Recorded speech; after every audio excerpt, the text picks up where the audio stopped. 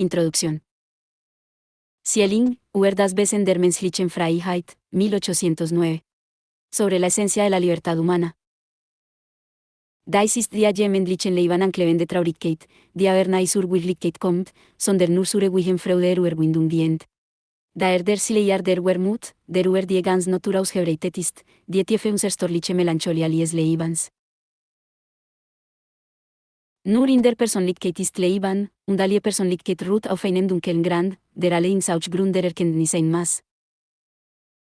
Esta es la tristeza que se adhiere a toda vida mortal, una tristeza que, sin embargo, nunca llega a la realidad, sino que solo sirve a la perdurable alegría de la superación. De ahí el velo de la pesadumbre, el cual se extiende sobre la naturaleza entera, de ahí la profunda e indestructible melancolía de toda vida. Solo en la personalidad está la vida, y toda personalidad se apoya en un fundamento oscuro, que, no obstante, debe ser también el fundamento del conocimiento. Schelling, entre otros, atribuye a la existencia humana una tristeza fundamental, ineludible. Más concretamente, esta tristeza proporciona el oscuro fundamento en el que se apoyan la conciencia y el conocimiento. Lo que es más, este fundamento sombrío debe ser la base de toda percepción, de todo proceso mental. El pensamiento es estrictamente inseparable de una profunda e indestructible melancolía. La cosmología actual ofrece una analogía con esta convicción de Schelling. Es la del ruido de fondo, la de las inaprensibles pero inexorables longitudes de onda cósmicas que son las huellas del Big Bang, del nacimiento del universo. En todo pensamiento, según Schelling, esta radiación y materia oscura, primigenia contiene una tristeza, una pesadumbre. Wermut, que es asimismo creativa. La existencia humana, la vida del intelecto, significa una experiencia de esta melancolía y la capacidad vital de sobreponerse a ella. Hemos sido creados, por así decirlo, entristecidos. En esta idea está, casi indudablemente, el ruido de fondo, de lo bíblico, de las relaciones causales entre la adquisición ilícita del conocimiento, de la discriminación analítica, y la expulsión de la especie humana de una felicidad inocente. Un velo de tristeza, tristitia, se extiende sobre el paso, por positivo que sea, del Homo al Homo sapiens. El pensamiento lleva dentro de sí un legado de culpa. Las notas que siguen constituyen un intento, totalmente provisional, de comprender estas proposiciones, de aprender cautamente algunas de sus implicaciones. Son necesariamente insuficientes a causa de la espiral por la cual toda tentativa de pensar en el pensamiento está a su vez enredada en el proceso del pensamiento, en su autorreferencia. El célebre, pienso, luego existo, es, a fin de cuentas, una tautología indefinida. Nadie puede quedarse fuera de ella. En realidad, in Wirklichkeit, no sabemos qué es el pensamiento, en qué consiste el pensar. Cuando tratamos de pensar en el pensamiento, el objeto de nuestra indagación se ve interiorizado y diseminado en el proceso. Es siempre algo inmediato y al mismo tiempo algo que está fuera de nuestro alcance. Ni siquiera en la lógica o el delirio de los sueños podemos situarnos en una perspectiva fuera del pensamiento, en un arquimediano punto de apoyo desde el cual circunscribir o sopesar su sustancia. Nada. Ni las más profundas exploraciones de la epistemología o de la neurofisiología nos han llevado más allá de la identificación del pensamiento con el ser, identificación que debemos a Parménides. Este axioma sigue siendo a la vez la fuente y el límite de la filosofía occidental. Tenemos pruebas de que los procesos del pensamiento, de la creación conceptual de imágenes, persisten incluso durante el sueño. Algunos modos de pensamiento son totalmente resistentes a cualquier interrupción del tipo que sea, como lo es la respiración. Podemos contener el aliento durante breves espacios de tiempo. No está claro en modo alguno que podamos estar sin pensamiento. Los hay que se han esforzado por alcanzar ese estado. Algunos místicos, algunos adeptos a la meditación se han propuesto como objetivo el vacío, un estado de conciencia enteramente receptivo en tanto que vacío. Han aspirado a evitar la nada. Pero esa nada es en sí misma un concepto imbuido de paradoja filosófica y, cuando se alcanza por medio de meditación dirigida y ejercicios espirituales, como Loyola, emocionalmente pleno. San Juan de la Cruz describe la suspensión del pensamiento mundano como rebosante de la presencia de Dios. Una verdadera cesación del palpitar del pensamiento, exactamente como la interrupción de nuestro palpitar fisiológico, es la muerte. Durante un tiempo, el pelo y las uñas de una persona muerta siguen creciendo. Hasta donde podemos entender, no existe ninguna prolongación del pensamiento, por breve que sea. De aquí la sugerencia, en parte gnóstica, de que solamente Dios puede separarse de su propio pensamiento en una pausa esencial para el acto de la creación. Volviendo a Schelling y a la aseveración de que una necesaria tristeza, un velo de melancolía, van unidos al proceso mismo del pensamiento, a la percepción cognitiva, podemos intentar aclarar algunas de las razones para ello. Tenemos derecho a preguntar por qué no ha de ser alegría el pensamiento humano. 1.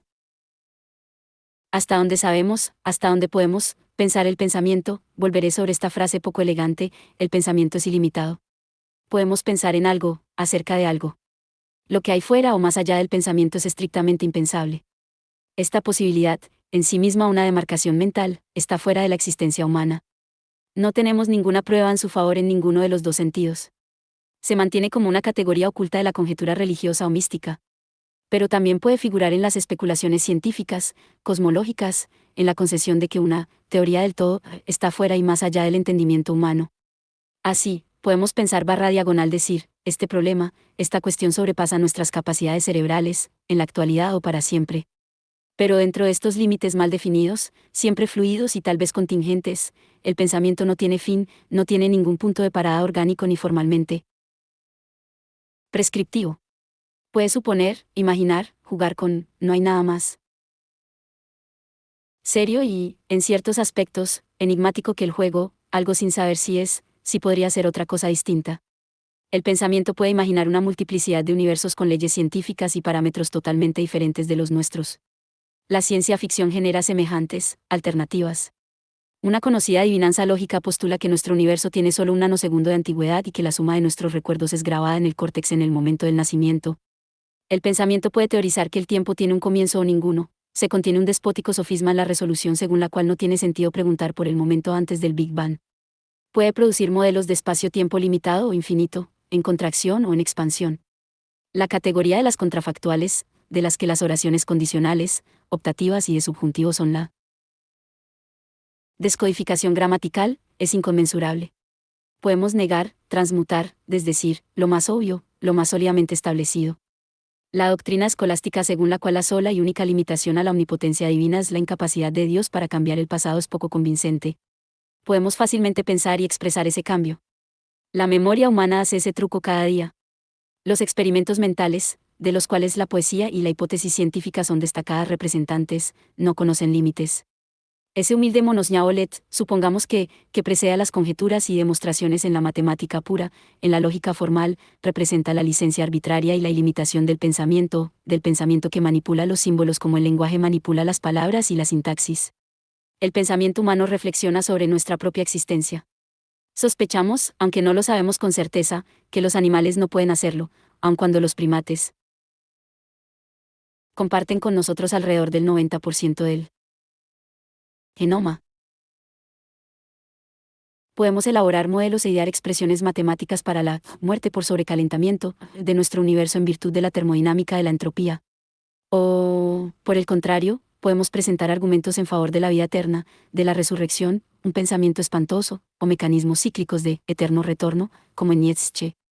No solo innumerables hombres y mujeres corrientes, sino también los engendradores de religiones, metafísicos como Platón y algunos psicólogos como Jung han rechazado el axioma del final, del cero psíquico después del fallecimiento corporal.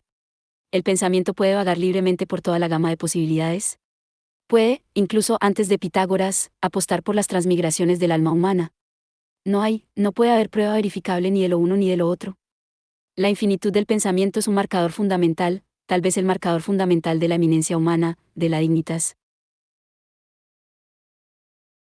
de hombres y mujeres, como Pascal manifestó en palabras memorables, cañas pensantes. Distingue lo que hay de señaladamente humano en el animal humano. Permite a los gramáticos de nuestra lengua expresar el recuerdo y el futuro, aunque solo raras veces nos detenemos a captar la fragilidad lógica del futuro verbal. El pensamiento supone el dominio del hombre sobre la naturaleza y, dentro de ciertas restricciones como la debilidad y las dolencias mentales, sobre su propio ser. Apoya la radical libertad para suicidarse, para detener el pensamiento de forma voluntaria y en un momento libremente fijado. Así pues, ¿por qué esa inevitable tristeza? La infinitud del pensamiento es también una infinitud incompleta. Está sometida a una contradicción interna para la que no puede haber ninguna solución. Nunca sabremos hasta dónde llega el pensamiento en relación con el conjunto de la realidad. No sabemos si lo que parece indefinido no es, en realidad, ridículamente estrecho e irrelevante. ¿Quién puede decirnos si buena parte de nuestra racionalidad, de nuestro análisis y de nuestra organizada percepción no se compone de ficciones? pueriles? ¿Durante cuánto tiempo, para cuántos millones de personas fue plana la Tierra? Somos capaces, desde luego, de examinar y formular cuestiones primordiales. ¿Cómo surgió el cosmos? ¿Tiene sentido nuestra vida? ¿Existe Dios? Este impulso a la interrogación engendra la civilización humana, sus ciencias, sus artes, sus religiones. Pero no hay nada que identifique más íntimamente a Marx con la inocencia de la Ilustración que su afirmación de que la humanidad solo se hace preguntas para las que no habrá respuesta. Lo contrario es lo que más se acerca a la verdad. Es, Pilatos burlón, punto, 1. En frentes absolutamente decisivos no llegamos a ninguna respuesta satisfactoria, mucho menos concluyente, por inspirado y coherente que sea el proceso de pensamiento, ya sea individual o colectivo, ya sea filosófico o científico. Esta contradicción interna, aporía, esta destinada a ambigüedad, es inherente a todos los actos de pensamiento, a todas las conceptualizaciones e intuiciones. Escuchad atentamente. El tumulto del pensamiento y oiréis, en su centro inviolado, duda y frustración. Este es un primer motivo para el Wermut, para la pesadumbre. 2. El pensamiento no está bajo control. Aún durante el sueño y, verosímilmente, en los estados de inconsciencia la corriente fluye. Solo muy raras veces lo controlamos. El latido del pensamiento parece múltiple y dispuesto en muchos estratos. Puede originarse en abismos somáticos y psicosomáticos mucho más allá del alcance de la introspección. El pensamiento puede brotar de un dolor o un placer profundamente soterrado. Es, muy posiblemente, un fenómeno prelingüístico, un ímpetu de energías psíquicas anterior a toda expresión ejecutiva.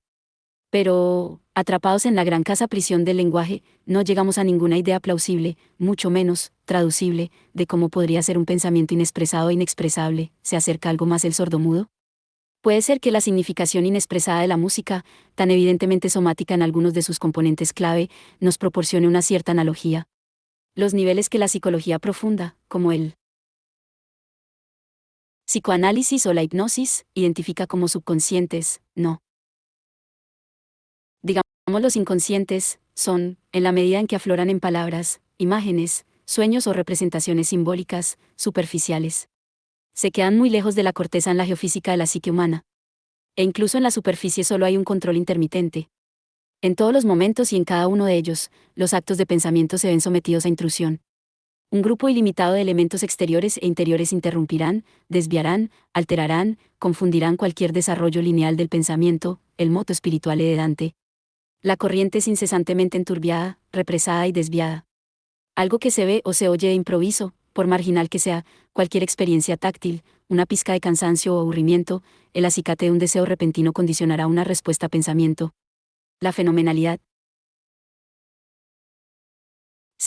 sensorial, syndicate, en su totalidad y confusión inconmensurables, puede dominar y redirigir el pensamiento en casi todos los momentos de nuestra vida. It slipped my mind, escapó a mi memoria, se me olvidó. El sueño diurno, las falsas apreciaciones patológicas, estar out of one's mind, fuera de la mente propia, loco, precisamente una proposición sin sentido, son meramente formas acentuadas, identificables, de unas discontinuidades perpetuas, de un empuje inherente. Soliloquios de pensamiento oculto o no deseado recorren sus anárquicos caminos por debajo del habla articulada, cognitivamente percibida. Aunque es posible que el artista creativo o visionario pueda en ocasiones sumergirse en estos profundos y turbulentos remolinos. Con gran diferencia, el mayor volumen de recuerdo y olvido se encuentra en los borrosos bordes del pensamiento deseado. Los vientos del pensamiento, un símil antiguo, sus fuentes más allá de la recuperación, soplan a través de nosotros como por innumerables grietas. Kafka oyó, grandes vientos de debajo de la tierra. ¿Es en realidad posible pensar en línea recta? ¿Se puede hacer que el pensamiento sea como el láser? Solo al precio de una concentración adiestrada y disciplinada y absteniéndose de toda distracción. Hay una serie de actividades que dependen de este estrechamiento y tono único. El matemático, en su análisis y prueba, parece capaz de excluir y dejar fuera el mundo, a veces durante horas y horas. Lo mismo hacen el campeón de ajedrez ante el tablero o el lógico formal con sus lemas.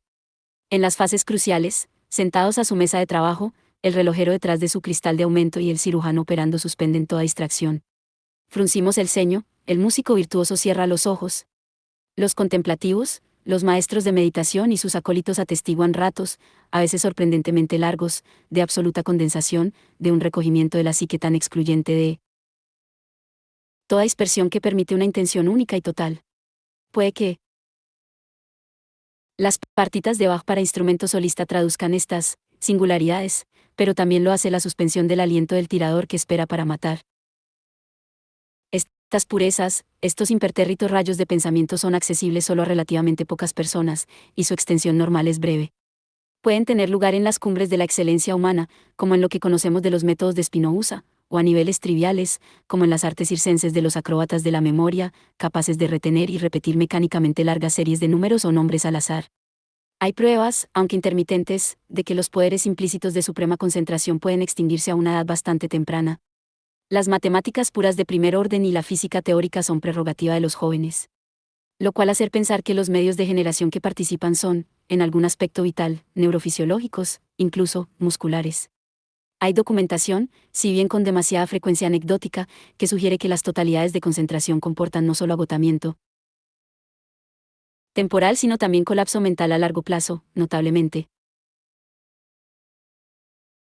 En campeones de ajedrez y en matemáticos puros o lógicos matemáticos. Los prodigios en mnemotécnica son raras veces maduros. Esto permite plantear la hipótesis con arreglo a la cual el fluir involuntario y polimorfo del pensamiento común es una salvaguarda. Actúa como una conservación de reservas mentales en lo que puede ser virtualmente una esfera neurológica. Nos permite responder más o menos adecuadamente a las demandas y estímulos espontáneos, a menudo informes, de lo cotidiano. Los arrebatos de concentración en el pensamiento no desviado, la obligatoriedad de centrarse de manera absoluta, pueden conllevar un riesgo de posterior agotamiento o daño mental. Hay monomanía en ciertas intensidades del pensamiento, los láseres pueden quemar. Es, no obstante, una monomanía sin la cual muchas cimas y logros del entendimiento humano no serían viables. Arquímedes no desistió de su análisis de las secciones cónicas, aunque semejante concentración fue la causa de su muerte. La gran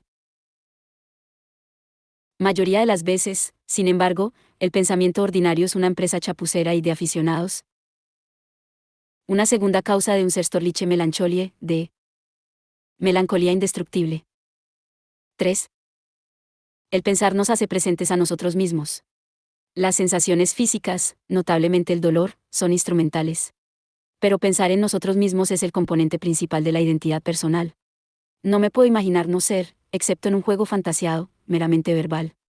La suspensión del pensamiento, aun en los casos en los que interviene la locura, es simultáneamente, tautológicamente, la suspensión del ego.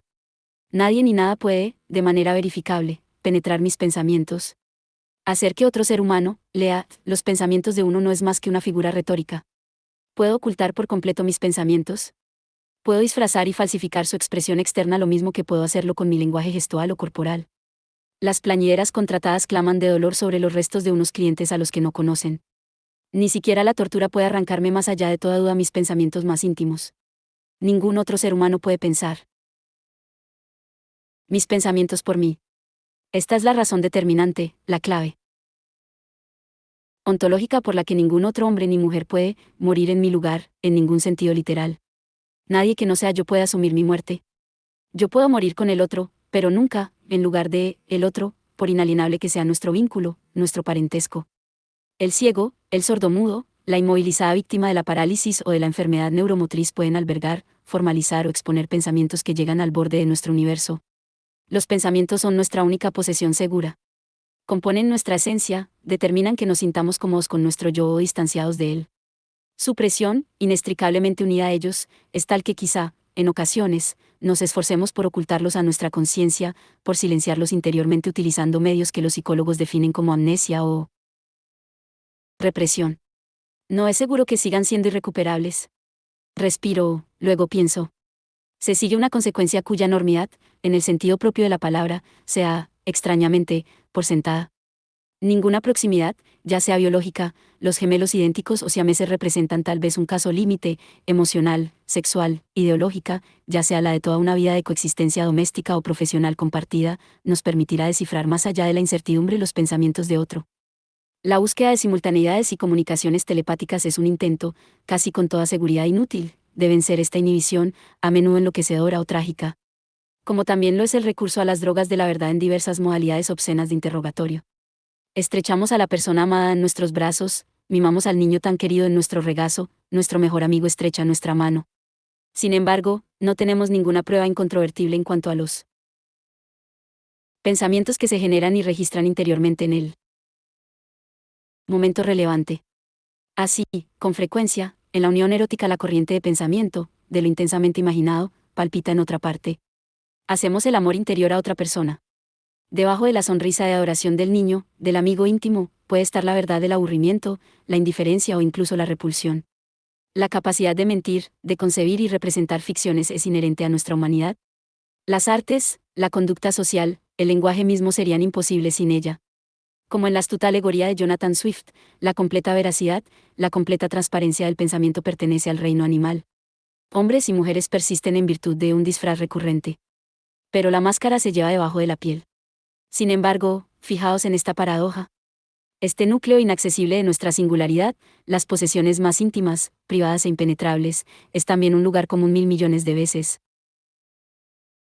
Aunque expresados, manifiesta o tácitamente, en diferentes formas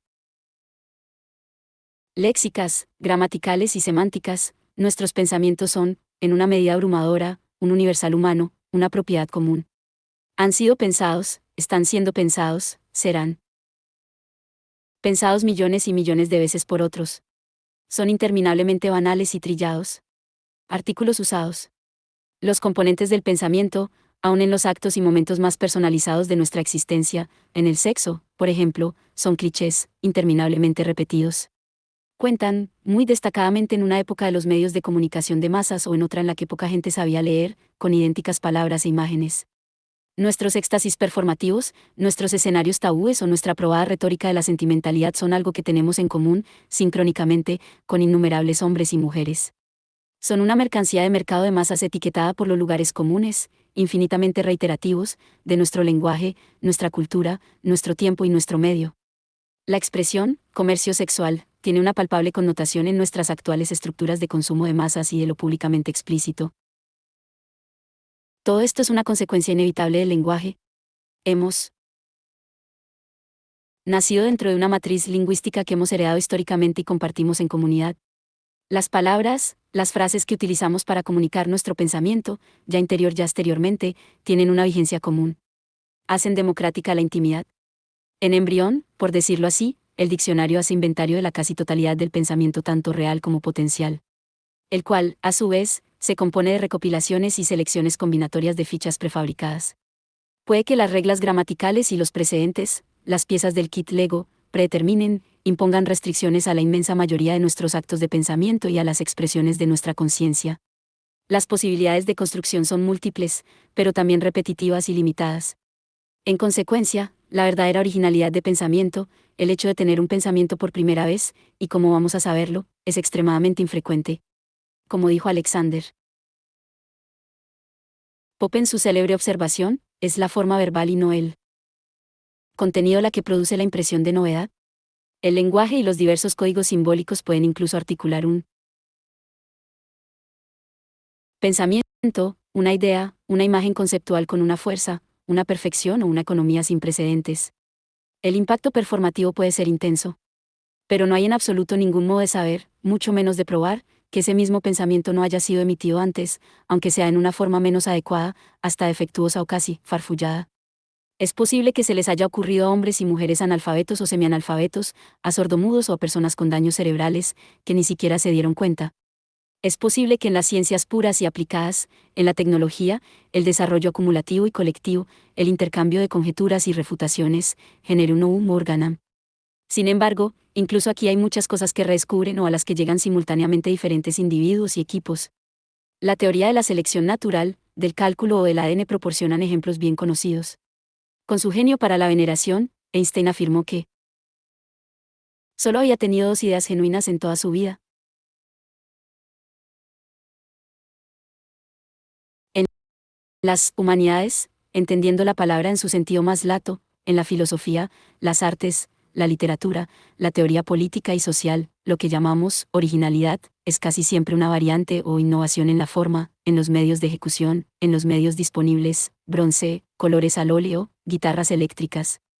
Estos descubrimientos e innovaciones son inmensamente importantes y fructíferos. Determinan buena parte de nuestra civilización. Pero, ¿cuántos de ellos son originales, en cualquier sentido riguroso de la palabra? ¿Cuántos suponen un auténtico cambio?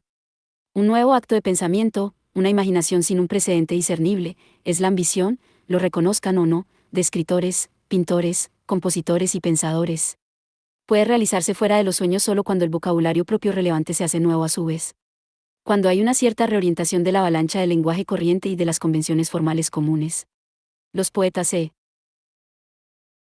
han esforzado incluso en crear nuevos lenguajes, como sucedió en el Dada y en ciertos aspectos del futurismo. Los productos fueron unas trivialidades más o menos incomprensibles. Si los modos verbales son nuevos, ¿quién los va a entender? ¿En qué sentido han sido inventadas las metáforas, y por quién? El inventario de mitos, de las grandes historias, de las que se nutre la literatura occidental, es una estructura de temas y variaciones. Los saltos cuantitativos son, espléndidamente, raros. Tal vez Sófocles se inventara la leyenda de Antígona, si bien había precedentes político-militares reales que pudieron sugerírsela. Por lo que sabemos, el tema de Don Juan fue un hallazgo que se puede fechar en tiempo y lugar y que tuvo un eco casi inmediato y ubicuo. Pero estos comienzos son poco frecuentes. Pensadores y engendradores de discusión como Platón, Aristóteles, Pablo de Tarso o San Agustín han desarrollado tal vez los instrumentos lingüísticos y conceptuales con los que formular y hacer ampliamente accesibles pensamientos, imágenes y metáforas de radical originalidad. Esto, sin embargo, no es en modo alguno seguro. Puede que nos deje atónitos la posición contenida en Les Alas Poir, La sucia esperanza, de Sartre y que no encontremos ninguna expresión pública anterior de esta ironía. Pero es extremadamente improbable que fueran su intelecto o su sensibilidad los primeros en experimentar esta idea y comunicársela a sí mismo. Cuando Giordano Bruno califica de nuevo el concepto de un cosmos ilimitado y múltiple, cuando Saintius proclama que la felicidad es una idea nueva en Europa, lo que hacen es ponerse elocuentemente retóricos. Ninguna de estas dos proposiciones carecía de antecedentes, algunos de los cuales tenían milenios de antigüedad. El amor romántico, en verdad, fue inventado en Provenza en el transcurso del siglo XII. Pensar es algo supremamente nuestro, se halla oculto en la más íntima privacidad de nuestro ser. Es también el más común, manido y repetitivo de los actos. La contradicción no puede resolverse. Una tercera razón para un encleven de Traurigkeit, para una tristeza que se adhiere a nosotros. 4. Hemos visto que no puede haber verificación definitiva de la verdad o el error del pensamiento subjetivo, de su sinceridad o falsedad. Y el pensamiento público, sistemático, esa búsqueda de verdades objetivas que, desde Parménides, se ha considerado en Occidente como la excelencia del hombre. Los valores, lógicamente formales o existenciales, difusos o rigurosos, que van ligados a la palabra, verdad, están enredados en unas coordenadas históricas, ideológicas y psicológicas a menudo arbitrarias, la verdad a un lado de los Pirineos, como dijo Pascal. Hasta las verdades de la ciencia, experimentalmente demostrables y empíricamente aplicables, se apoyan en presuposiciones teóricas y filosóficas, en paradigmas fluctuantes, siempre susceptibles de ser revisados o descartados. Cuando se ocupa de la verdad, cuando la invoca, el pensamiento relativiza este criterio en el momento en el que hace referencia a él. No hay escapatoria de esta circularidad dialéctica. Como consecuencia, la historia de la verdad, un concepto que por definición niega todo estatus absoluto, lo absoluto no tiene historia, abarca desde las fábulas más dogmáticas, reveladas, hasta el más extremo escepticismo y el recurso moderno, ya implícito en el escepticismo clásico, todo vale. Por consecuente, por escrupuloso que sea en su autoexamen, un acto de pensamiento postula su conquista de la verdad únicamente allí donde el proceso es tautológico, donde el resultado es una equivalencia formal, como sucede en las matemáticas o en la lógica simbólica. Todas las demás aseveraciones de verdades, doctrinales, filosóficas, históricas o científicas, están sujetas al error, a ser falseadas, revisadas y borradas. Como las supercuerdas de la cosmología actual, las verdades vibran en múltiples dimensiones, inaccesibles a toda prueba definitiva. En realidad, no hay ninguna opinión clara sobre en qué podría consistir semejante prueba. El pensamiento existencial, el proceder del pensamiento en la vida intelectual y cotidiana, no puede abrirse paso hasta ningún reino de la verdad evidente en sí mismo, incontrovertible e imperecedero. Sin embargo, es precisamente este reino el que los creos revelados y la metafísica, como vemos en Platón, Plotino y Spinoza, prometen y luchan por alcanzar. Así pues, en el pensamiento abstracto, en los métodos epistemológicos se deja oír un latente bajo continuo de nostalgia, un mito édnico de las certidumbres perdidas, lo oímos, con conmovedora integridad, en un pensador como Husserl. Pensar es quedarse corto, llegar a un punto, que no tiene nada que ver. En el mejor de los casos, el pensamiento produce lo que Wallace Stevens denominaba ficciones supremas. Einstein lo diría de otra manera, el principio creativo reside en las matemáticas. De algún modo, por tanto, tengo por cierto que el pensamiento puro puede aprender la realidad, como soñaban los antiguos, aquí.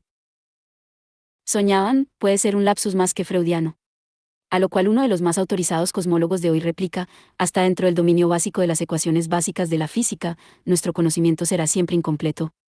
Cuanto más feroz es la presión del pensamiento, más resistente es el lenguaje que lo recubre. El lenguaje, por decirlo así, es enemigo del ideal monocromo de la verdad. Está saturado de ambigüedad, de simultaneidades polifónicas. Se deleita en la especulación fantástica, en constructos de esperanza y futuridad de los que no hay ninguna prueba. Quizás sea esta la razón por la que los grandes simios se han mostrado reacios a desarrollarlo. Los seres humanos no podrían resistir sin lo que Ibsen llamó las mentiras de la vida. Un pensamiento limitado a proposiciones lógicas, óptimamente expresado de forma no verbal, o a realidades demostrables, sería locura. La creatividad humana, la vivificadora. Capacidad de negar los dictados del orgánico, de decir, no. Incluso a la muerte, depende íntegramente de pensar y de imaginar contrafactualmente. Inventamos modos alternativos de ser, otros mundos, utópicos o infernales. Reinventamos el pasado y soñamos hacia adelante. Pero estos experimentos pensamientos, por indispensables y magníficamente dinámicos que sean, no dejan de ser ficciones. Alimentan religiones e ideologías, la libido está rebosante de ellos, los lunáticos, amantes y poetas, de Shakespeare. El lenguaje trata constantemente de imponer un dominio sobre el pensamiento. En la corriente del pensamiento genera torbellinos, que denominamos trastornos mentales, y esos atolladeros que conocemos como obsesiones. Sin embargo, la interferencia, el incesante encenagamiento de las aguas, son también los de la creatividad. En semejante pleamar, el acto de concentración pura, el intento de purgar la conciencia de sus ficciones vitales, de las alucinaciones, en estado de vigilia, del deseo, el propósito o el miedo, son, como hemos observado, extremadamente infrecuentes. Exigen una disciplina profundamente contraria al lenguaje natural, aunque accesible a las matemáticas y a la lógica simbólica. Cuando Einstein apela al pensamiento puro, es precisamente en ellas en lo que está pensando. Algunos destacados filósofos, a su vez, han intentado hacer sus expresiones lingüísticas lo más matemáticas posible, lo más inmunes posible a la rebelde alegría del lenguaje natural. Pero, ¿cuántos Spinozas, cuántos Freías o Wittgensteins hay, y hasta qué punto han prevalecido hasta estos ascetas de la verdad? Al ponerse el sol, Sócrates cantó.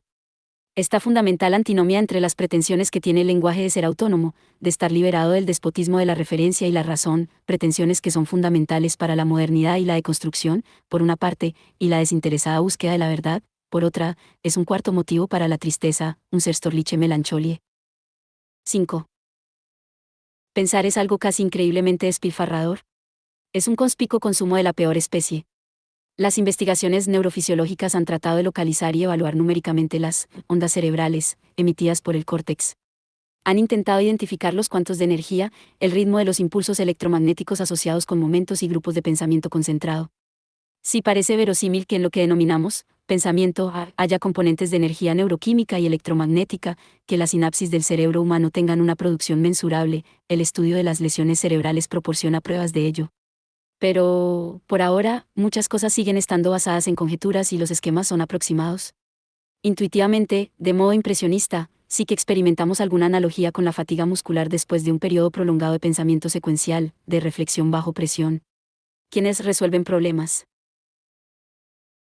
de ciencias exactas y aplicadas, los matemáticos, los lógicos,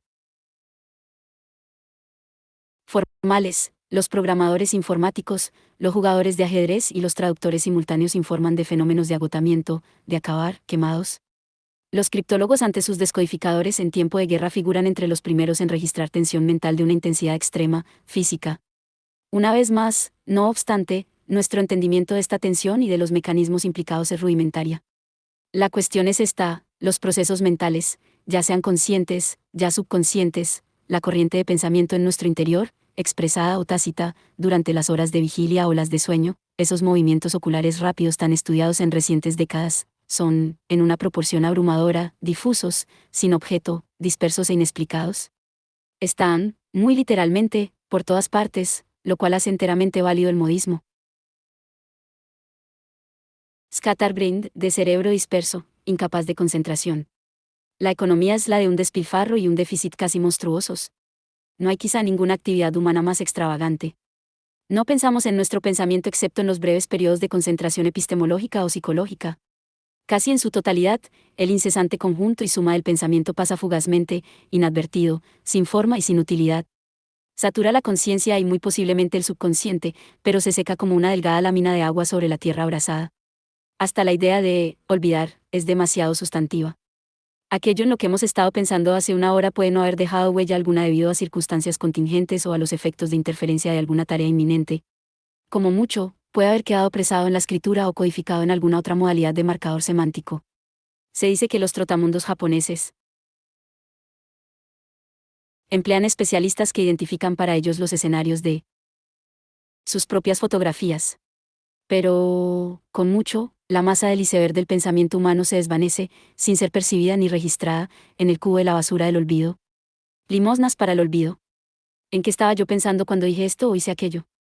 O consideremos la banal decepción que sufrimos cuando despertamos convencidos de haber tenido en sueños una gran idea, de haber soñado con una solución que se nos escapaba, de haber compuesto magnífica poesía o música, solo para encontrarnos con que el recuerdo no nos sirve de nada y el cuaderno que tenemos a la cabecera de la cama está lleno de garabatos sin sentido. Frustración y desconcierto, los cuales no prueban que el pensamiento o lo imaginado borrado y perdido no fuera de insigne mérito e importancia. Lo que pasa es que está fuera de nuestro alcance, desvanecido, como lo están millones y millones de pensamientos que fluyen a través de nuestro ser en un despilfarro insondable. Esto hace pensar en el modelo de ciencia ficción de una sociedad en la cual el pensamiento estuviera racionado, en la cual estuviese autorizado solamente determinadas horas y días, y donde estas raciones fuesen distribuidas con arreglo a la capacidad mental y al poder de concentración individuales. Un despilfarro de pensamiento sería considerado como vandalismo o algo peor. Los alimentos o el combustible pueden ser racionados en tiempo de guerra. El dinero en efectivo puede ser puesto bajo un control estricto. ¿Por qué no regular el infinitamente valioso suministro de pensamiento, preservándolo del despilfarro y de la inflación? Es ciencia ficción, claro. Sin embargo, los intentos en esa dirección no son el núcleo de los sistemas totalitarios, de las ideologías despóticas, sean religiosas o políticas. En el corazón mismo de la tiranía existen esfuerzos por racionar el pensamiento, por constreñirlo a lo permitido, existen canales restringidos. El pensamiento anárquico, juguetón, despilfarrador es lo que más temen los regímenes totalitarios. La utopía de la censura es leer no solamente el texto, sino los pensamientos que subyacen a él. De ahí el tropo orwelliano de una policía del pensamiento. Aunque contienen hipérboles de orgullosa modestia, la afirmación de Einstein de no haber tenido más que dos ideas en toda su vida y la máxima de Heidegger según la cual todos los grandes pensadores solo han tenido un pensamiento que exponen y reiteran en todas sus obras apuntan quizá a una verdad vital. El pensador importante en el campo de las humanidades o de la ciencia sería el que percibe una idea o concepto decisivo y saca provecho de ello, el que se centra en un descubrimiento o relación crucial. Es el que invierte casi avariciosamente en un acto de pensamiento u observación pionero, explotando su pleno potencial. Darwin representa, al parecer, un caso paradigmático. Por el contrario, la innumerable pluralidad de los seres humanos, aunque, por decirlo de alguna manera, sean rozados en el trayecto por pensamientos de primera categoría, por una observación radical, no prestan ninguna atención especial, no, se agarran, ni apremian a la realización performativa. ¿Cuántos reconocimientos se desperdician en la indiferente avalancha del pensamiento desatendido, en el soliloquio no oído u oído por casualidad de la emisión cerebral de cada día y de cada noche? Porque somos incapaces de condensar, de almacenar ordenadamente y con todo su potencial, como hace una batería eléctrica, el voltaje, posiblemente fructífero, generado por los insomnes arcos y sinapsis de nuestro ser mental. Es precisamente esta generación, infinitamente derrochadora y ruinosa, lo que no podemos, hasta ahora, justificar. Pero el déficit está más allá de todo cálculo. Una quinta razón para la frustración, para ese fundamento oscuro, Dan Clegrund. 6. El pensamiento es inmediato solo para sí mismo. No hace que suceda nada directamente, fuera de sí mismo. Algunos frágiles y discutidos experimentos de telequinesia han tratado de demostrar que el pensamiento puede producir diminutos fenómenos materiales, efectos de vibración o mínimos desplazamientos. La física cuántica, tan enigmática ya de por sí, mantiene que el acto de la observación altera la configuración objetiva de lo que está siendo observado. Einstein halló esta suposición poco menos que monstruosa. Aquí, casi todo sigue estando basado en conjeturas. Pensar tiene inconmensurables consecuencias, pero la inferencia de un continuum directo es, como enseñó Hume, inferencial. No se puede demostrar que sea directamente causal. La gran mayoría de los actos y gestos habituales se realizan, sin pensar. Se ejecutan instintivamente o a través de reflejos adquiridos. Como bien se ha dicho, para el milpié sería un suicidio pararse a pensar en él. Siguiente paso. Una reflexión espeluznante donde las haya. El automatismo es pensamiento deteriorado. Pero incluso cuando una acción es pensada, con la mayor atención y conciencia, cuando se ajusta a algún prototipo interiorizado o a una proposición externa y articulada, la secuencia solo puede ser inferida. Dios es el único, dicen los teólogos, que no experimenta ninguna solución de continuidad entre pensamiento y consecuencia. Lo que él piensa es que hay una relación entre pensamiento y consecuencia existencial, pragmática, es un postulado racional sin el cual no podríamos dirigir nuestra vida. Hasta ahora, sin embargo, no poseemos ningún modelo operativo de la cadena de fenómenos generativos, de la traducción, que podemos suponer inmensamente compleja, de la necesidad o el desideratum conceptual en ejecución neurofisiológica y muscular. La neuroquímica que relaciona intención y efecto solo puede ser rastreada a niveles rudimentarios. En muchos casos, es como si la causa viniera después del efecto. Los actos de pensamiento parecen seguir a representaciones espontáneas y no premeditadas que luego el pensamiento interpreta y figura para sí mismo en el tiempo pasado del verbo. Me pregunto si la fascinadora experiencia del déjà vu no guarda relación con esta inversión. Con mucha mayor frecuencia, todo queda borrado, no tengo ni idea de por qué hice esto y lo otro. Tengo la mente completamente en blanco. Las interposiciones entre pensamiento y acto son tan múltiples, tan diversas como la vida misma. Las sombras que se interponen entre el pensar y el hacer nunca son exhaustivamente inventariadas, mucho menos clasificadas. Hay, en la más exigente de las construcciones de ingeniería o arquitectura, menudas desviaciones del designio, de la precisa calibración. Ningún pintor, por dotado que esté, puede trasladar plenamente al lienzo su visión interior de lo que cree ver ante sí. Hasta en la más estricta de sus formas, la música contiene solo de manera parcial el conjunto de sentimientos, ideas y relaciones abstractas que es privativo del compositor. La distancia entre las presiones sobre la sensibilidad que se perciben entre lo imaginado y su manifestación lingüística es un doloroso tópico, un lugar común de derrota inacabable desde los comienzos no solo de la literatura sino también de los más urgentes e íntimos intercambios humanos. No puedo expresarlo con palabras, dice el enamorado, dice el apesadumbrado, pero también el poeta y el filósofo. Los indicios de unas barreras, de unos efectos de interferencia o ruido blanco, son perturbadoramente físicos. Sentimiento, intuición, iluminación intelectual o psicológica se apiñan en el borde interior del lenguaje, pero no pueden penetrar para culminar la expresión, aunque el gran escritor, en cierto modo, trabaja más cerca de ese borde y de las pulsaciones de lo prelingüístico que otras mentes menos privilegiadas. La energía es de reconocimiento, los metafóricos relámpagos de iluminación y la comprensión instantánea vibran justo fuera de nuestro alcance. Eurídice nos atrae retrocediendo hasta sumirse en la oscuridad. Dentro del magma turbulento y polisémico de los procesos conscientes y subconscientes, el pensamiento incesante o sus antecedentes, del todo misteriosos, tanto nocturnos como diurnos, son recuperables solo de manera fragmentaria. Al emerger a la iluminada superficie a través de las limitaciones simplificadoras del lenguaje, de la lógica coactiva, esta fuerza generadora se ve siempre inhibida y desviada.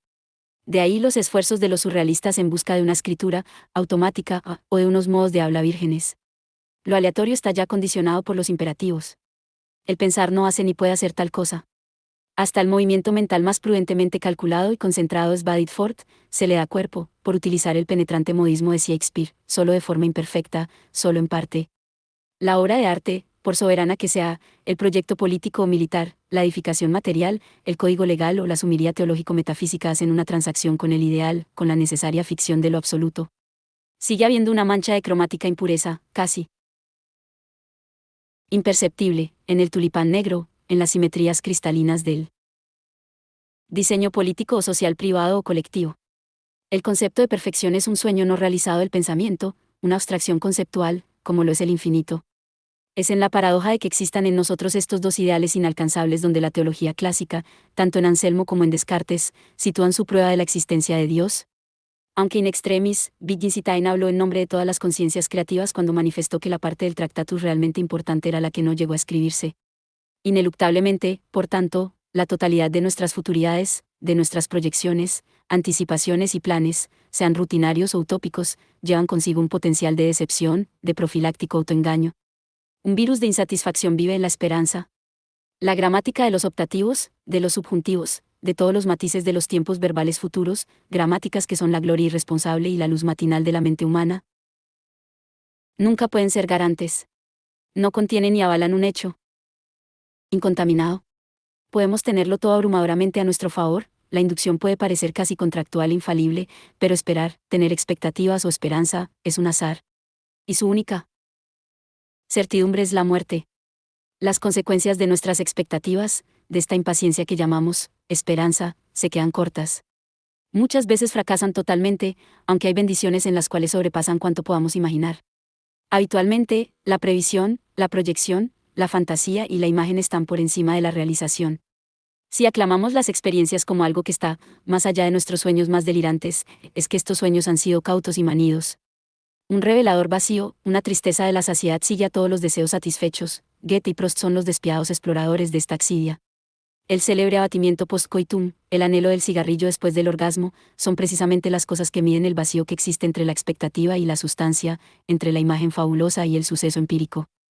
El eros humano es pariente cercano de una tristeza hasta la muerte. Si nuestros procesos mentales fueran menos apremiantes, menos gráficos, menos hipnóticos, como en los ratos de masturbación y sueño diurno, nuestra constante desilusión, el gris pegote de náusea que hay en el corazón del ser, sería menos incapacitante. Los colapsos mentales, las evasiones patológicas a la irrealidad, la inercia del enfermo mental son tal vez, en lo esencial, tácticas contra la desilusión, contra el ácido de la esperanza frustrada. Tales son las fallidas correlaciones entre pensamiento y realización, entre lo concebido y las realidades de la experiencia, que no podemos ni vivir sin esperanza, como dijo Coleridge, trabajo sin esperanza recoge néctar en un sedazo, /diagonal y esperanza sin un objeto no puede vivir. 2. Ni superar el dolor y la burla que conllevan las esperanzas fallidas. Esperar contra toda esperanza, es una expresión vigorosa pero en última instancia condenatoria de la sombra que arroja el pensamiento sobre la consecuencia. Una sexta ursache o fuente para la tristitia. 7. Hay, como hemos visto, dos procesos que los seres humanos no pueden detener mientras viven, respirar y pensar. En realidad, podemos contener la respiración durante más tiempo que abstenernos de pensar, si es que esto es posible. Si reflexionamos sobre ello, esta imposibilidad de detener el pensamiento, de hacer una pausa en él, es una aterradora constricción. Impone una servidumbre de un despotismo y un peso singulares. En cada instante concreto de nuestra vida, despiertos o dormidos, residimos en el mundo a través del pensamiento. Los sistemas filosófico-epistemológicos que tratan de explicar y analizar esta residencia se dividen en dos categorías perennes. La primera define nuestra conciencia y nuestro conocimiento del mundo como una percepción a través de la ventana. Este modelo, basado, un tanto ingenuamente, en una analogía con la visión ocular, subyace a todo paradigma de realismo, de empirismo sensorial. Autoriza una creencia, por compleja y atenuada que sea, en un mundo objetivo, en algo que está ahí fuera, y cuyos elementos ideales y materiales no son transmitidos por aportes conscientes o subconscientes, como lo es la ubicación de este aporte por medios intuitivos, intelectuales y experimentales. La otra epistemología es la del espejo. Postula una totalidad de experiencia cuya única fuente verificable es el pensamiento mismo. Es nuestra mente, nuestra neurofisiología, lo que proyecta lo que consideramos como las formas y la sustancia de la realidad. Per se esto es el irrefutable axioma kantiano: la realidad, sea lo que la compone, es inaccesible. Escapa a cualquier aprehensión demostrable y segura. Puede equivaler a una alucinación colectiva, a un sueño común. Hay versiones extremas, juguetonamente serias, de este solipsismo que sugieren que somos nosotros mismos, la materia de la que están hechos los sueños, quizás soñados por un demiurgo o incluso, como especula Descartes, por un demonio. Todo pensamiento sobre el mundo, toda observación y comprensión, sería reflexión, esquemas en un espejo. En un punto capital coinciden estos dos sistemas contrarios: el cristal, ya sea ventana o espejo, nunca es inmaculado. Hay en él arañazos, puntos ciegos, curvaturas. Ni la visión a través de él ni el reflejo que emite pueden ser nunca totalmente translúcidos. Hay impurezas y distorsiones. Este es el quid, hay algo que se interpone entre nosotros y el mundo en el que vivimos. Las conceptualizaciones, las observaciones, como en el principio de incertidumbre, son actos de pensamiento. No hay ninguna inocente inmediatez en la recepción, por espontánea y reflexiva que parezca. Las teorías sobre la cognición, trátese de la de Descartes, de la de Kant o de la de Husserl, se esfuerzan heroicamente por establecer un punto de impremeditada inmediatez, un punto en el cual el yo se encuentra con el mundo sin ninguna presuposición, sin ninguna interferencia de presuposiciones psicológicas, corporales, culturales o dogmáticas. Estos fenomenólogos se esfuerzan por ver las cosas como son, por averiguar la verdad de la presencia y el estar ahí, del mundo, o a través de la ventana o del espejo. Pero, como bien sabía Gertrude Stein, no hay ningún derder firme y tranquilizador. 3. Nunca se ha podido localizar de forma convincente ningún punto arquimediano o tabula rasa. La identidad de la caña pensante, la oscurecedora ubicuidad de los procesos mentales, actúa como una pantalla. La experiencia, cuando tendría que estar desnuda y ser adánica, es filtrada y se ve esencialmente en peligro. La expulsión del Edén es una caída en el pensamiento. Así, no hay en la existencia ningún elemento que no esté debilitado por el pálido tinte del pensamiento. Punto 4. En consecuencia, hasta el más inventivo, capaz y ordenado de los intelectos e imaginaciones humanos opera con instrucciones y limitaciones que no puede verdaderamente definir, mucho menos medir. En todas partes, la luz rectora de la mente linda con la oscuridad. Tienen límites neurofisiológicos, evolutivos, nuestras conceptualizaciones y análisis del mundo. Tiene unos confines categóricos la razón humana. ¿Cuáles son las limitaciones intrínsecas, percibidas o no, que predeterminan el alcance y la claridad de nuestras más osadas conjeturas, conjeturas que, de hecho, pueden ser totalmente inadecuadas a las realidades del cosmos, o incluso no tener ningún contacto con ellas? ¿Qué pruebas tenemos, qué pruebas podríamos tener, de que el progreso de la investigación empírica y de la construcción teórica es ilimitado, de que el intelecto especulativo proseguirá su viaje, aparentemente sin fin, a través de mares de pensamiento? Los microscopios electrónicos más potentes están ahora, al parecer, aproximándose al límite de la observación posible, al igual que, en una inquietante simetría, los radiotelescopios más penetrantes. No es que la luz procedente de remotas galaxias no llegue hasta nosotros, es que nunca llegará hasta nosotros, en una alegoría de nuestra soledad. ¿Qué proporción de nuestra orgullosa ciencia es también ciencia? Ficción, un modelo cuya única venta es demostrable es la de las matemáticas, la de las matemáticas jugando a sus propios juegos ensimismados. Siempre ha habido motivos para el recelo hacia los axiomas, aparentemente incontrovertibles, de la lógica y la sintaxis, en las cuales están tan despóticamente grabados. Es que estos axiomas, las reglas sacrosantas que rigen la contradicción, no hacen nada más que exteriorizar las particularidades locales de la cerebración del homínido, la arquitectura de nuestro córtex. Del mismo modo se puede sostener que la visión pone en práctica la anatomía y la fisiología del ojo humano. Todos y cada uno de nosotros ha tenido la experiencia de una frustración de la conciencia, de unas barreras al entendimiento. Tropezamos, en ocasiones visceralmente, con impalpables pero rígidos muros del lenguaje. El poeta, el pensador, los maestros de la metáfora hacen arañazos en ese muro. Sin embargo, el mundo, tanto dentro como fuera de nosotros, murmura palabras que no somos capaces de distinguir. Se proclama que los tonos no oídos son los más dulces. Cézanne atestigua con modesto enfado la incapacidad de sus ojos para penetrar la profundidad del paisaje que tiene delante. El matemático puro tiene conocimiento de lo irresoluble aunque no hay ningún modo de captar con seguridad la fuente de esa imposibilidad de resolver. El pensamiento más inspirado es impotente ante la muerte, una impotencia que ha generado nuestros escenarios metafísicos y religiosos. Volveré sobre esto. El pensamiento vela tanto como revela, probablemente mucho más.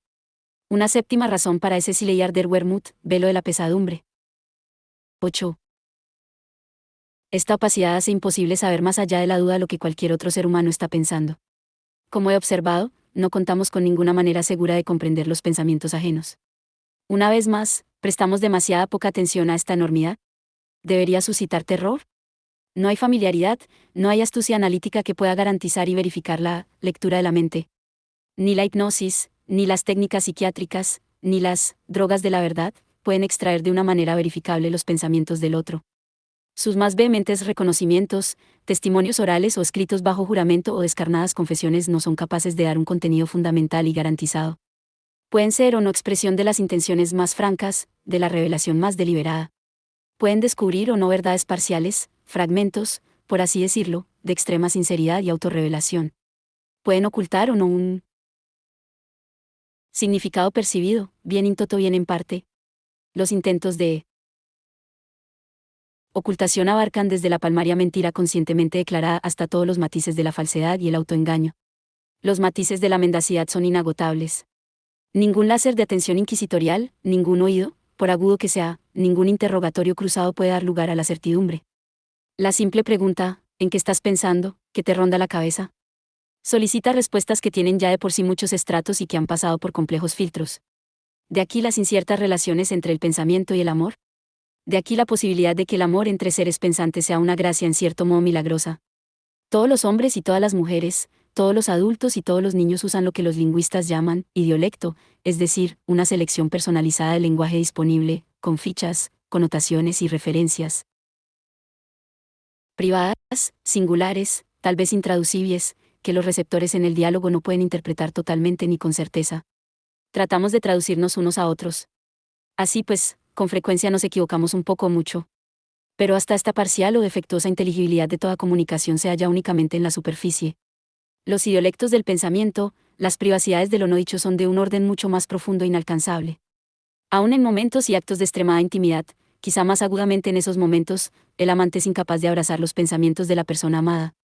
¿En qué estás pensando? ¿En qué estoy pensando yo cuando hacemos el amor? Esta exclusión hace plausiblemente trivial la tan cacareada fusión del orgasmo y su retórica de unísono.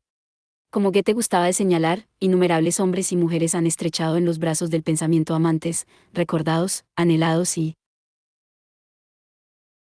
fantasiados, que no eran aquellos con quienes estaban haciendo el amor.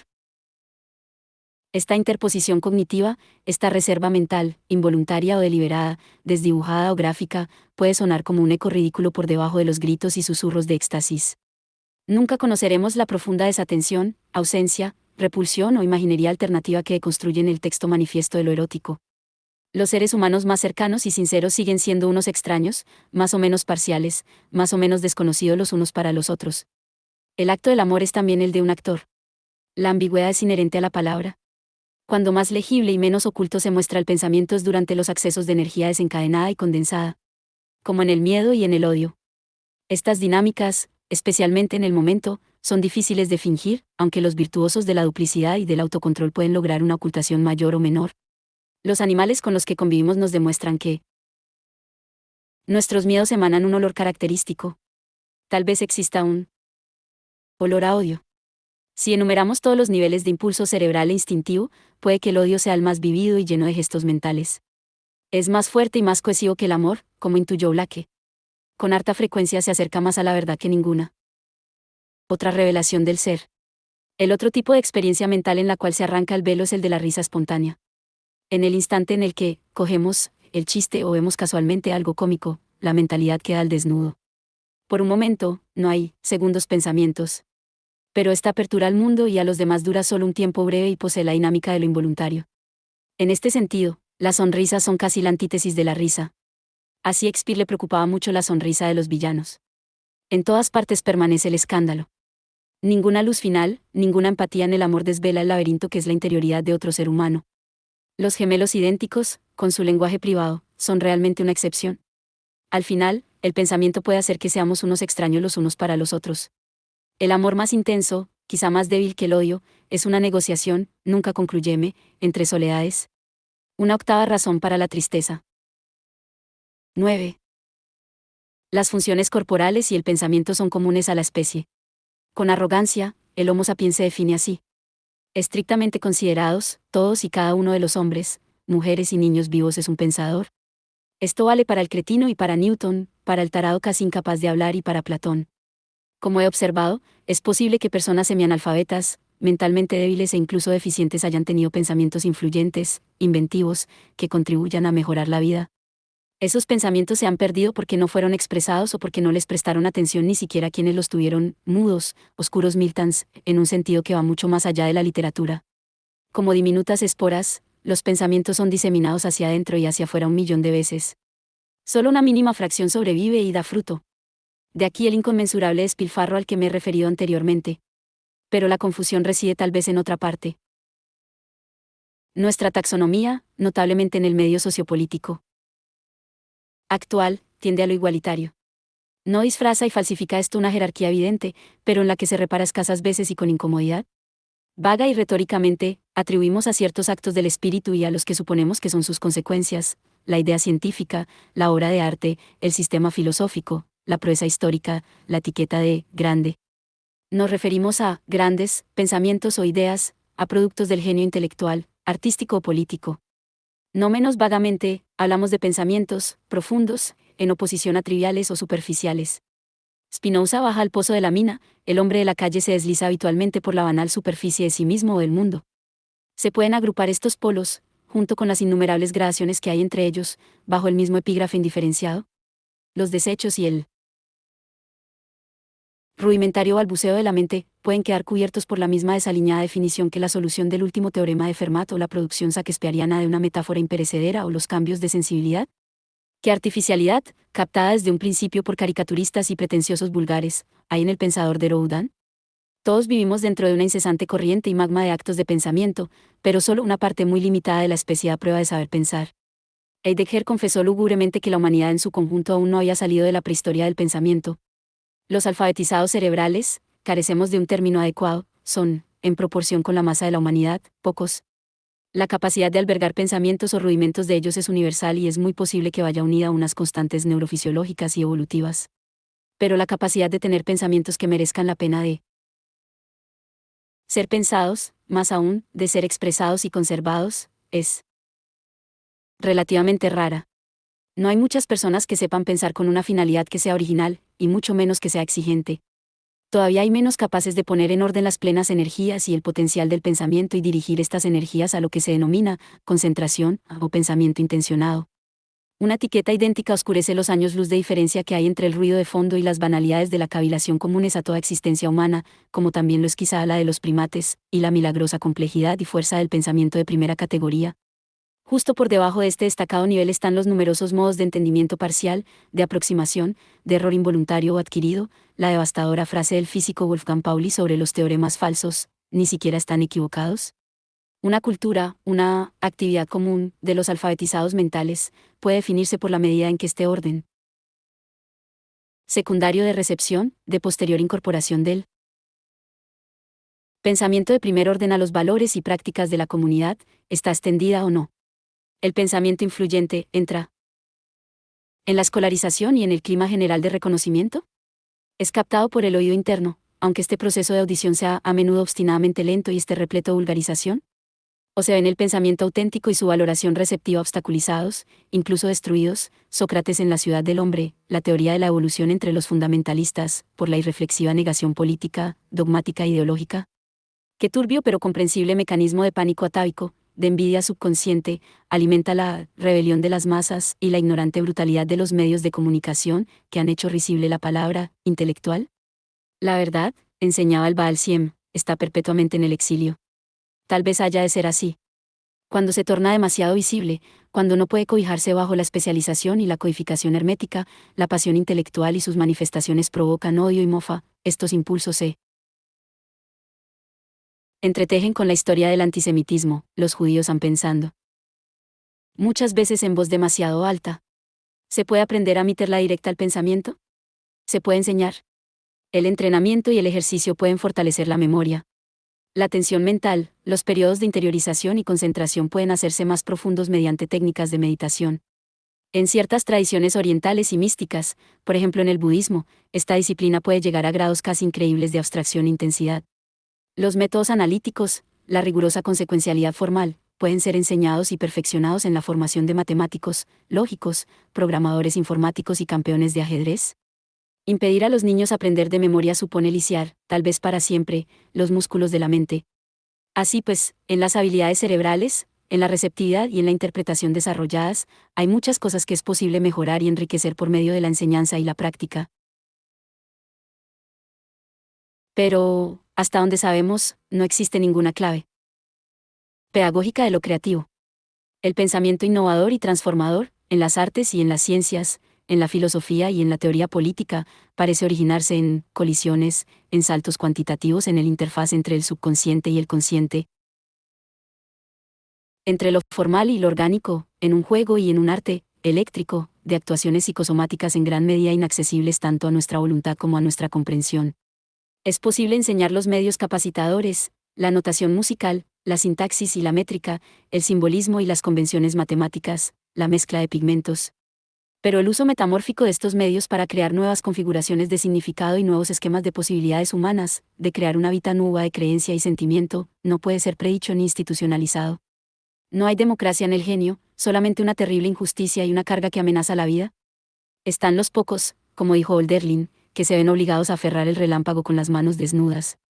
Este desequilibrio, junto con sus consecuencias, el desajuste del gran pensamiento y la gran creatividad con los ideales de la justicia social, es una novena fuente de melancolía, melancholie. 10. La gramática francesa y alemana ayudan.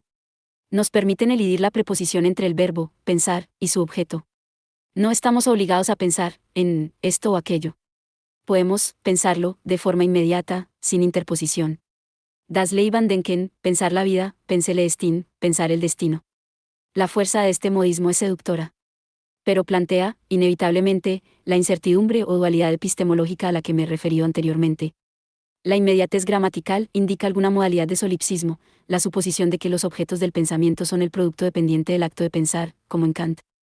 O la elisión de todo término intermedio autoriza a creer que el objeto del pensamiento tiene autonomía, que, a ciertos niveles de concentración sin obstáculos, los actos de pensamiento humanos sí penetran, sí captan plenamente lo que piensan o aquello en lo que piensan, diferencia hasta que marca precisamente los caminos alternativos que la filosofía ha tomado en Occidente. Las fusiones gramaticales francesa y alemana dejan abierta la cuestión del idealismo en oposición al realismo. De manera típica, el uso inglés impone una lección. Interioriza un empirismo robusto y fundamental. Se piensa, en el mundo, no, se piensa el mundo, en algún movimiento reflejo de autismo trascendental. El francés y el alemán cotidianos comunican esta opción de sentido común. J. Pense a, y Ch. Enkian. Pero el discurso filosófico y poético, notablemente desde Eckhart hasta Heidegger, cuenta con la posibilidad de la simbiosis. Esta es tal vez la diferencia que hay entre las mentalidades filosófico-lingüísticas, entre las convenciones de la percepción a ambos lados del canal o entre el continente europeo y Norteamérica, con Emerson como destacada excepción. Aquí está también la sede de algunas intraducibilidades elementales. Los números primos, de los que trata el pensamiento, son constantes, limitando nuestra humanidad. Son o deberían ser sumamente obvios. ¿Qué es ser? ¿Y no es acaso, como exhorta Heidegger, la tarea esencial del pensamiento, pensar en el ser? Distinguir entre múltiples existencias fenoménicas y la artificialidad de las cosas, por una parte, y el núcleo oculto de la esencia del ser, Sein, misma. Pues, ¿no es acaso la nada? Se trata del clamoroso desafío de Leibniz, el interés de los actos de pensamiento como primordial, como original, es decir, surgida de nuestros orígenes, como en la misma vida humana. Podemos, contra Parménides, pensar, conceptualizar la nada. Es posible que todo intento de pensar la muerte, una frase lamentablemente torpe en inglés, pensar coherentemente en la muerte, sea una variante de este enigma de la nulidad. Innumerables credos, mitologías y fantasías sobre la trascendencia son reelaboraciones de experimentos mentales que guardan relación con la muerte. El cero, nuestro ser, convertido en un vacío, es algo, para la mayoría de nosotros, impensable, tanto en el sentido emocional como lógico de la palabra. De aquí surge la arquitectura múltiple del mito y la metáfora, muchas metáforas son concentrados de mito. El mismo en perpetuo movimiento y actividad, el pensamiento humano parece aborrecer el vacío. Genera, arquetípicamente, ficciones más o menos consoladoras de supervivencia. Como un niño asustado que silba o grita en la oscuridad, nos esforzamos por evitar el agujero negro de la nada. Lo hacemos incluso cuando los escenarios resultantes son ofensivamente pueriles y mero kitsch, esos prados elíseos y esos coros celestiales, esas 72 vírgenes que esperan a los mártires del Islam.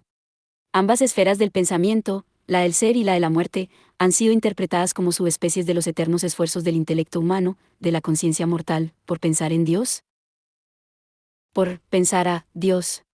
Por dar una inteligibilidad creíble a este monosílabo. Verosímilmente, el Homo se hizo sapiens y los procesos cerebrales evolucionaron más allá del reflejo y del simple instinto cuando surgió la cuestión de Dios. Cuando los medios lingüísticos permitieron la formulación de esa cuestión. Es concebible que las formas superiores de la vida animal eludan la toma de conciencia, el misterio de su propia muerte. El tema de Dios parece ser específico y privativo de la especie humana. ¿Somos la criatura que tiene capacidad para afirmar o negar la existencia de Dios? Tuvimos nuestros comienzos espirituales, en la palabra. El creyente fervoroso y el ateo categórico comparten una misma concepción del asunto. El vacilante agnóstico no niega la cuestión. La simple afirmación, nunca he oído hablar de Dios, se percibiría como absurda. Existencia y muerte, dado que forman parte de Dios, son los perennes objetos del pensamiento humano cuando dicho pensamiento no es indiferente al enigma de la identidad humana, a nuestra presencia en algún género de mundo. Somos, el famoso ergo sum, en la medida en la que nos esforzamos en pensar el ser, el no ser, la muerte, y la relación de estos polos con la presencia o ausencia, con la vida y la muerte de Dios. Antropomórficamente expresadas. El parcial retroceso de este interés en los asuntos públicos o privados de las tecnocracias occidentales desarrolladas, un retroceso antagonista a las airadas oleadas del fundamentalismo, invade nuestra situación política e ideológica actual. Un agnosticismo tolerante exige unas madureces irónicas, unas capacidades negativas, como las llamaba Keats, difíciles de reunir. Las feroces simplificaciones del fundamentalismo, sea islámico o baptista del sur, están avanzando.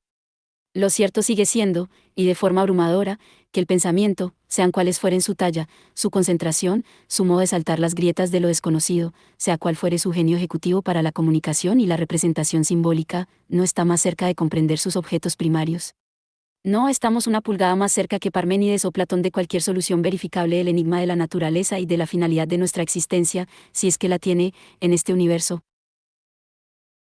Probablemente múltiple, no estamos más cerca de determinar si la muerte es o no el final, o si Dios está presente o ausente.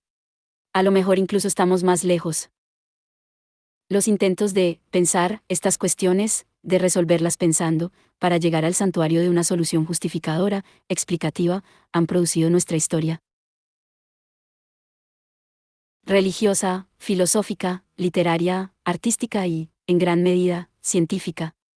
En el empeño han participado los intelectos y las sensibilidades creativas más potentes de la raza humana, nada menos que Platón, San Agustín, Dante, Spinoza, Galileo, Marx, Nietzsche o Freud. Ha generado sistemas teológicos y metafísicos de fascinante sutileza y sugestivo propósito. Nuestras doctrinas, poesía, arte y ciencia anteriores a la modernidad han estado avalados por la urgente interrogación sobre la existencia, la mortalidad y lo divino. Abstenerse de esta interrogación, censurarla, sería eliminar el pulso y la dignitas definidores de nuestra humanidad. Es el vértigo de preguntar lo que activa una vida sometida a examen. En última instancia, sin embargo, no llegamos a ninguna parte. Por inspirados que sean, el pensar el ser, el pensar la muerte, el pensar a Dios, acaban en imágenes, incluso podríamos decir en una verborrea, más o menos ingeniosas, de largo alcance o ricas en recursos semánticos. Hasta donde llega cualquier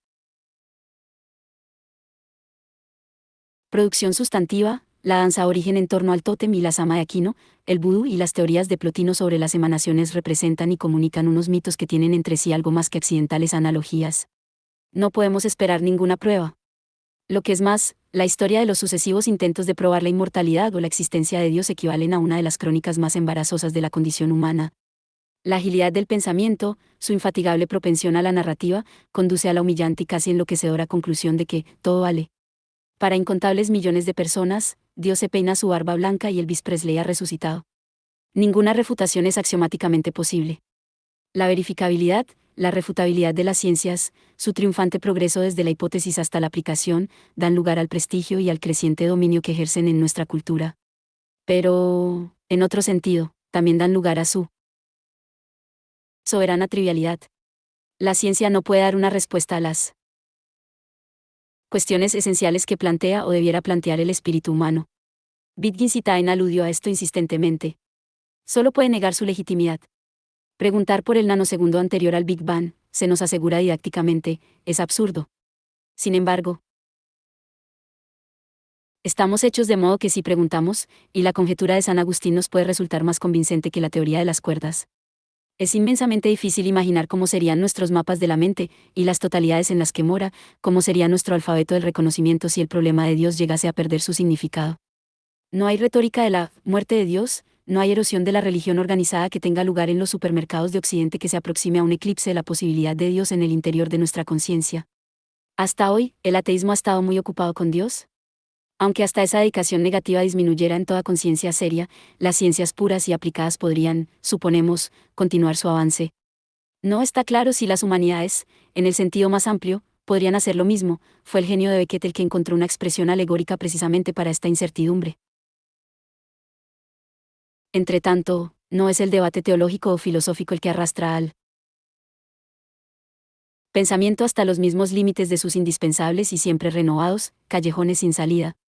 Es a mi juicio la música, ese medio seductor de una intuición reveladora más allá de las palabras, más allá del bien y del mal, en el cual el papel del pensamiento tal como podemos comprenderlo sigue siendo profundamente elusivo. Pensamientos demasiado profundos no tanto para las lágrimas como para el propio pensamiento. Es muy posible que Sófocles ya hubiera dicho todo esto en la oda coral sobre el hombre que incluye en Antígona. El dominio del pensamiento, de la misteriosa rapidez del pensamiento, exalta al hombre por encima de todos los demás seres vivientes. Sin embargo, lo deja convertido en un extraño para sí mismo y para la enormidad del mundo. La tristeza, Einem le iban ancleven de Trauricate, 10 veces.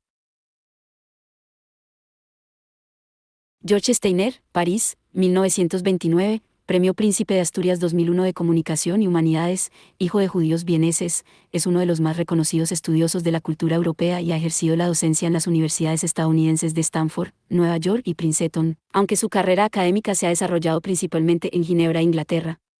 Entre sus numerosos libros, cabe destacar La muerte de la tragedia, Lenguaje y silencio, Después de Babel, Antígonas o Presencias reales. Notas. 1. Alusión a Francis Bacon, Ensayos, la verdad, ¿qué es la verdad?, dijo burlón Pilatos, y no se detuvo a guardar una respuesta. N de la T. Menor que. 2. Dos últimos versos del soneto, Work Without Hope, que empieza. Al nature seems at work. N de la T. Menor que. 3. Juego de palabras con dernis, cualidad de estar ahí, y der, expresión tranquilizadora equivalente a vamos, vamos. Cita lo que dijo Gertrude Stein cuando, en los años 30, quiso visitar la casa de su infancia en Oakland, California, y no la encontró. The trouble with Oakland is that when you get there is no there. N de la T. Menor que. 4. Hamlet, 3, 1, 85, monólogo de Hamlet. N de la T. Menor que. Table of Contents. 10. Posibles, razones para la tristeza del pensamiento. Introducción 1, 2, 3, 4, 5, 6, 7, 8, 9, 10. Autor notas.